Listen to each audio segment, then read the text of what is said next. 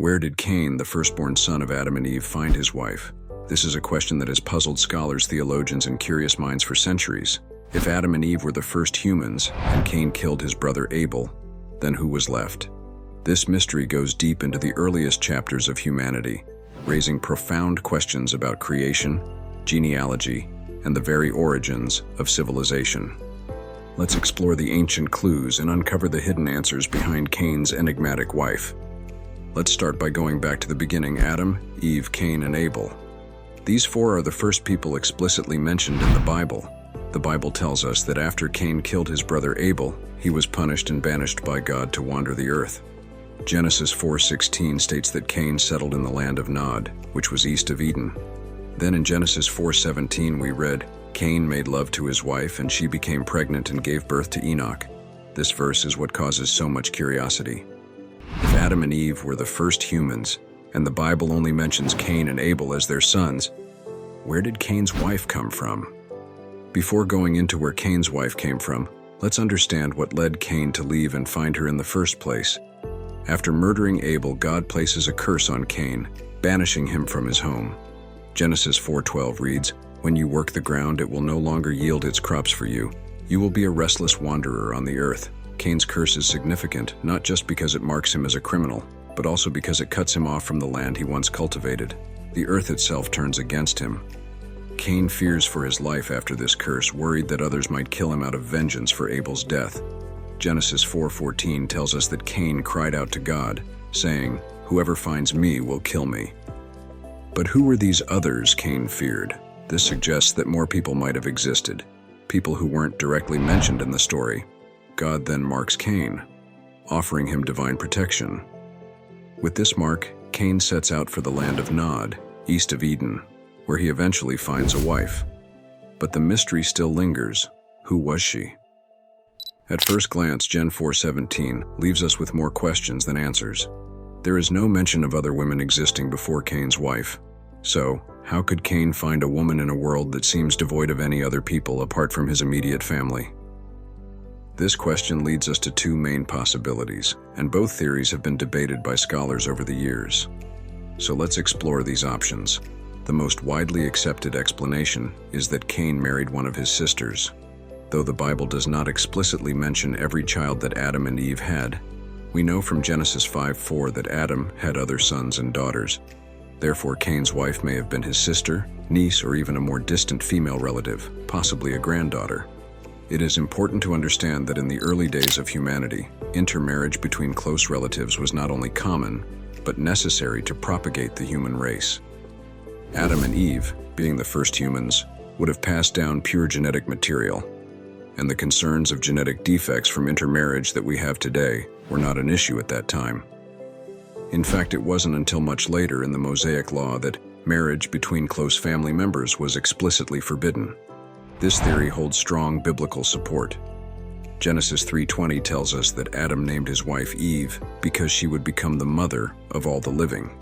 This verse emphasizes that all humans descended from Adam and Eve, leaving no room for the possibility of another separate group of people from which Cain's wife could have originated. Another possible explanation is that God created other people besides Adam and Eve.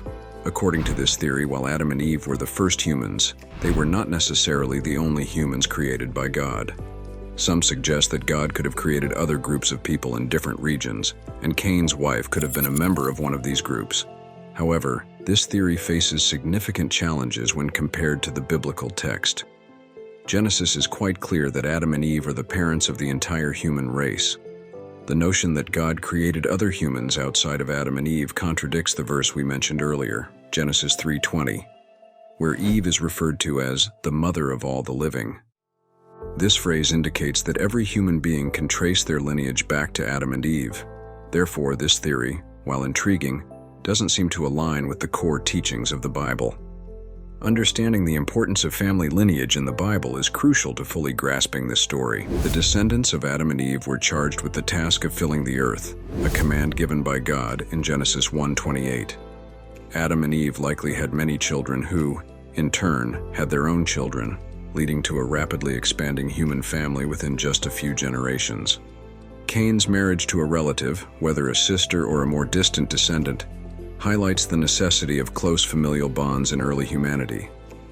Marriages between siblings or close relatives would have been the norm, simply because there were no other people outside of Adam and Eve's family line. Though modern readers may find this unsettling, it was a practical and necessary part of early human history. Furthermore, these early unions were not considered sinful or wrong by God.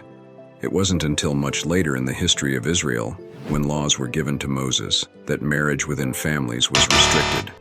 In Leviticus 18, God explicitly prohibits incestuous relationships, which were no longer necessary as the population had grown significantly by that time. Cain's story, however, is not just about who his wife was. His life is a tale of tragedy, punishment, and eventual redemption. After murdering Abel, Cain was cursed by God. In Genesis 4:12, God tells Cain, "When you work the ground, it will no longer yield its crops for you. You will be a restless wanderer on the earth." The ground itself, the very thing that Cain had relied upon as a farmer, would now resist him. He was condemned to a life of hardship and wandering. However, despite his curse, God also showed Cain mercy.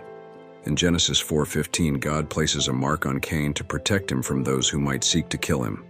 This mark served as a sign that while Cain was being punished, he was not abandoned by God. Cain's story, then, is one of both judgment and grace, a reminder of God's justice and his mercy. It is in this context of wandering and isolation that Cain finds a wife and starts a family. His son Enoch would go on to be the namesake of one of the first cities in human history, a city that Cain built as a symbol of his resilience and desire to leave a lasting legacy. Though Cain's life began with tragedy and sin, he ultimately became the father of a significant lineage. His descendants were known for their advancements in various fields, such as music, agriculture, and metallurgy. For instance, one of Cain's descendants, Jubal, is described in Genesis 4:21 as the father of all who play stringed instruments and pipes. Another descendant, Tubal-Cain, is credited with being an expert in forging tools out of bronze and iron, Genesis 4:22. Cain's legacy, despite his dark past, was one of creativity and innovation.